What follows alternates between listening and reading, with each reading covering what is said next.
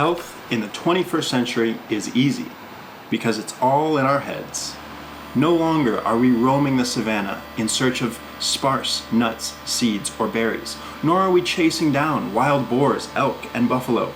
Better yet, most of us don't even need to grow any of our own food.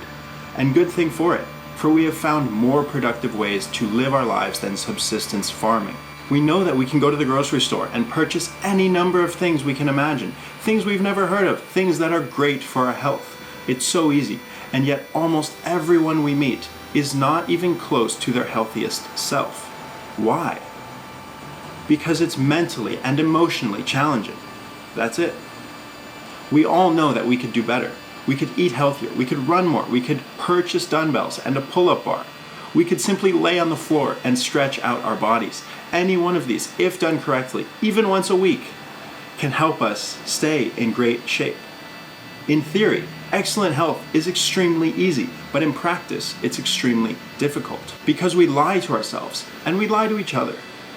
Today, it's increasingly normalized to be overweight, even encouraged by some. Our diets are not discussed. It's still expected that we have cake and pizza at our office parties, and I will be the first one to contend that those things should still be an option because they're great, and we should always be able to choose what we want in life. But it's nice to see an increasing number of fresh fruits and vegetables at most of today's gatherings, and I believe the trend is reversing. We have hundreds of years now of anecdotes of science that demonstrates our health is so much more than peak physical performance. It is our lifeline to our grandchildren, our aid in energy to deal with the hardships that we encounter. It is our willingness and ability to love, and our health is our day-to-day well-being and happiness. We now know that everything from brain fog to heart disease and cancer are causally linked to inflammation, to our blood sugar levels, to free radicals and oxidation in our blood. These things matter, and they make a difference over the short term and the long term. And too often we pretend like they don't. These things can and should be solved with diet and exercise, not medicine.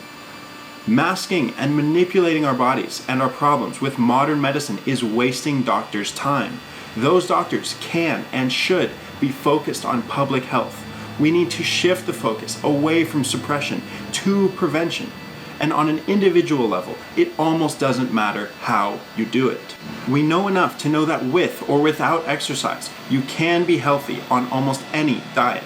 We now have examples and testimony from doctors claiming that the healthiest diets include everything from the vegan diet to the carnivore diet.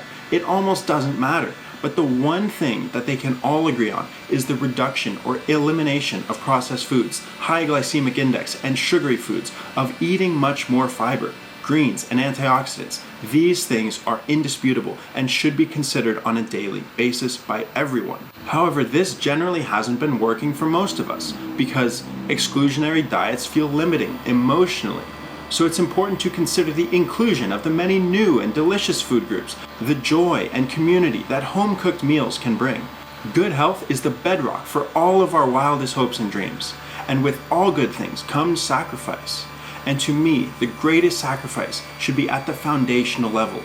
Once we build our foundation, we can begin constructing a life worth living.